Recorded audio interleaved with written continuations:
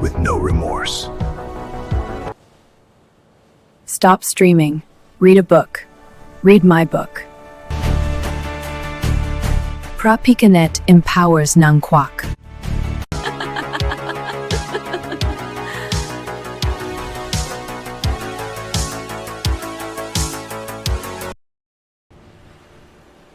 Kwak blesses all ravers.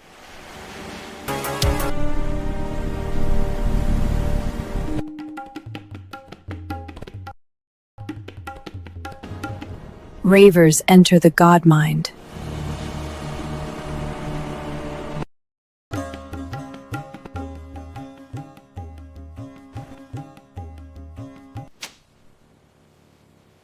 Ravers save the world.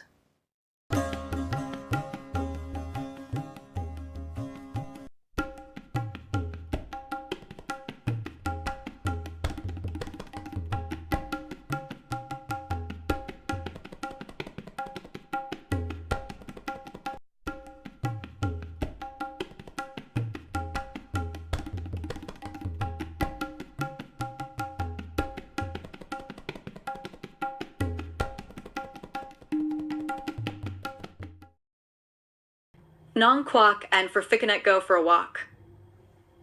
Kwak is damn mad about global economics in the 21st century. Multinational corporations continue to suck all the cash out of the room, putting millions of business owners and farmers out of work. There appears to be no global effort anywhere to create enough good-paying jobs for all people who need good-paying jobs.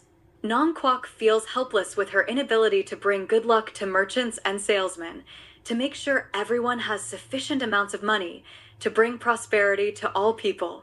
Kwak has looked after and supported Thai households and businesses for many centuries.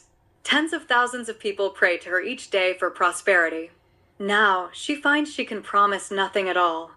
She goes to her friend Phra Phikanet to seek advice. The friendly elephant god is taking a bath in the beautiful Gulf of Thailand, on the island Samui, near the Wat Play Lame Temple. After splashing around for nearly an hour, Phra Phikanet moves slowly and lies down on warm, white sand. The god is at peace. He stretches his forearms wide and gently pats his own belly with the tip of his trunk. He notices Kwak approaching with a pulsing aura of purple anger around her body and whispers to himself, "The poor dear is in a fit today. I will comfort her as best I can." Kwak knelt on the sand next to Phra Phikanet, and she burst into tears. "Oh, mighty friend, how can I bring comfort to my followers? What can I do to bring prosperity to millions of people when a few hundred people want to own everything and control everything? The powers granted me are not large enough. I cannot compete with multinational corporations." Phra Phikanet sat up, leaning back on two of his forearms. With two large, gentle hands, he lifted Kwak's face, holding her tenderly, as the tip of his trunk brushed away tears. "Dear one, much of what people do to each other is beyond our control. We exist to inspire, to strengthen the hearts and the imaginations of good souls. We can do very little for souls which have allowed themselves to be corrupted. We can offer nothing to people hell-bent on conquest." Kwak replied, "Oh, my mighty friend, your strength and endurance, your boundless gentleness has inspired me for many centuries. You have provided inspiration to all artists and allowed them to flourish. Even in our present, difficult 21st century, arts remain a pillar of civilization." Phra Phikanet said, "I wish that were true. Unfortunately, the current global necessity for endless consumerism, the endless making and buying of cars and pharmaceuticals, and hundreds of millions of dollars spent to make movies no one watches 10 years later, the endless waste and fraud of current global economics leaves little money left for the painter, the poet, the tabla player, the composer, and the dancer. Even a mighty elephant has no shelter from monsoon rains." The elephant stood up, nearly twice as tall as Kwak. He handed Kwak a lotus blossom. He took one of her hands in his hand and said, "Let's go for a walk." They walked calmly together, listening to small waves tease the quiet beach. For a time, 5 curlew sandpipers walked with them, not at all frightened by the elephant and the beautiful goddess in gold, blue, and red robes. When the sandpipers rose up and flew off, Phra Phikanet said, "That is what we must do. Remain calm for as long as possible. And then, when necessity demands, we fly to find a more suitable place." Kwak said with a smile, "We need a safe island." She continued, "We need a safe place, with self-sustaining local economics, not reliant on the short-sighted plans of endless consumer products. We need a civilization where most people will want a new painting or a new piece of music more than they want a new cell phone. Of course, we all love the fast convenience of cell phones. But we do not need to build our lives around cell phones or around any other technology. A better form of economics demands better forms of spending money. That is, spending money on things which strengthen our souls. Spending money on thrill-ride entertainments is truly a waste of money. Nothing worthwhile is accomplished." Phra Phikanet replied, "Global economics currently relies on throwaway products, which wastes many natural resources for no purpose at all, except the purpose of making money. Local self-sustaining economies could interact with global economics only when it holds value for the local economies. That is, no town should rely on the car industry or cell phone industry or the pharmaceutical industry or mass production of any kind as the main source of income for local people. Small production with high quality always holds a lasting value, as with Amish communities which handcraft high-quality wooden furniture. No mass production provides the economic stability or lasting value of a well-constructed chest of drawers." Kwak said, "GenZ really needs to understand where they spend their money determines the content and quality of the civilization they live in. If they spend money only on cell phones and thrill-ride entertainment, those things will dominate their lives. If they want something more permanent, with lasting value, they need to support the businesses which create lasting value, the artists, the craftsmen, the author who writes mind-expanding books, the composer who writes music for listening, as well as music for dancing." The elephant giggled and stomped his feet. "Yes, I love dancing as much as Shiva Natraja. But when Sarasvati plays her veena, I sit quietly and listen. Dancing invigorates the body. Listening invigorates the soul. Both are important. To enjoy only one kind of music is to cut off an ear. No elephant would ever consider using only one of our lovely large ears." Kwak said, "That is what 21st century civilization has done in many places. Cut off an ear, only listening to half of the story, only hearing the loud, busy noise. And pretending the failures of current economics will be solved by more and more mass production, more selling of irrelevant things. My good shopkeepers who sell carpets, bread, pears, and apricots are put out of business only when leaders of nations run out of ideas and believe in endless mass production and cut off their ears." From the novel, GABE Corporation. Chapter 23. Lakshmi said, "Let's go visit Indra. He has much to say about leadership, heroism, and strength. He is a firm believer in the value of intoxicating soma. Let's go to the coast. Come, I will use my magic to turn you into owls. We will fly to La Push."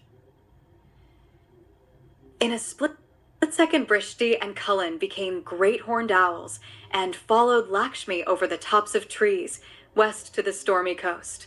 Lakshmi was a snowy owl, somewhat larger and more graceful than the human owls. On the Quilut Reservation, they found a protected grove of western hemlock in a small cove. The owls sat patiently and waited. The god of storms and rain was clearly busy. Great dark clouds and earth-shaking thunder filled the sky, with flashes of lightning. Through the downpour, the owls could barely see the ocean. From time to time, between wind gusts, they got glimpses of tall clusters of rocks near Strawberry Point, the giant's graveyard. Just before sunset, the storms moved south. Indra decided to let the storm blast down to Oregon. Give those Portland liberal Democrats something to think about. Being a warrior god, Indra has little patience with whiny liberal Democrats. No liberal Democrat ever battled the Asura's demons. Indra blazed out of the sky, riding his war chariot, drawn by 4 horses. He raised Vajra, his thunderbolt high in his right hand. Indra landed on the sand beach and led his horses to shelter under the trees. He built a bonfire, then looked directly up at the owls, as if he knew they were there from the moment he landed. He simply wanted to get settled before he invited guests to join him. He waved the owls down, breaking off a large limb of a tree, placing it by the fire as a perch for the owls. Lakshmi said, "Dear Indra, you are such a big, handsome god. I always love to see you in action.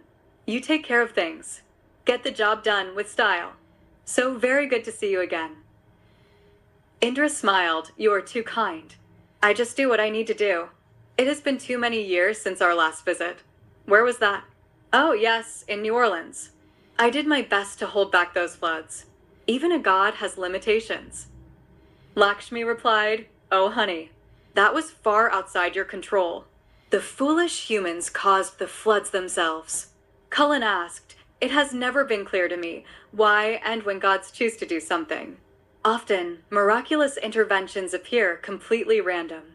As humans, sometimes we get no divine help at all. I'm sorry if that sounds ungrateful, but I truly wish to know the decision-making process." Indra laughed so hard, the waves retreated from the shore. "My young friend, heaven is about as efficient and well-organized as your federal government. It's a miracle anything gets done at all. Most gods make individual choices. They see a problem, and if they have nothing more urgent, if a solution is possible, they do what they can. Of course, some gods are more responsive than others. Our personalities are as varied as human personalities." Brishti wanted to know more, she said, so on most days, the gods are not playing around or simply entertaining themselves. On most days, you have specific plans and goals you are trying to accomplish. Indra smiled. "On most days, we get up with no plan at all. We decide each morning what needs doing that day. Some days we are lazy. Some days we go out looking for adventure. The universal consciousness allows us to use our free will all day, every day. There is no big god pushing the rest of us around." Lakshmi said, "Human civilizations come and go. What you have now is not what you will have 10 years from now, and far different from what people will have 200 years from now. Most people are so trapped with short-term goals, they never make viable plans to sustain their civilization, or when things are falling apart, are quick to build something better." Indra added, "I think we should talk with Lord Vishnu." Indra pulled a conch shell from under his cloak, and lifting the shell toward heaven, made 3 long blasts.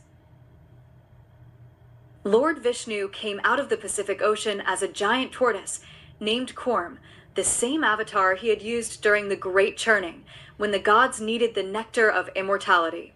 Vishnu shook off the kelp and seaweed before taking his handsome, blue human form. Lakshmi ran to her husband to hug him and kiss him. Their lips remained pressed together for a long time. Lord Vishnu said, "I have a few things to say to the young people. Indra and Lakshmi have noticed these problems for many years. I notice your nation and most other wealthy nations are leaning towards self-destruction. Economic and social self-destruction from causes which are entirely avoidable. If leaders and citizens were paying attention and using common sense, most of the pressing issues can be solved. If world leaders were paying attention and planning ahead, and working with business and industry to create good-paying jobs, much of the economic problems would diminish. In many countries, the leaders are doing nothing at all in this regard, pretending the huge economic problems will magically solve themselves. I have seen enough civilizations fail to see disasters being created from neglect or lack of creative action.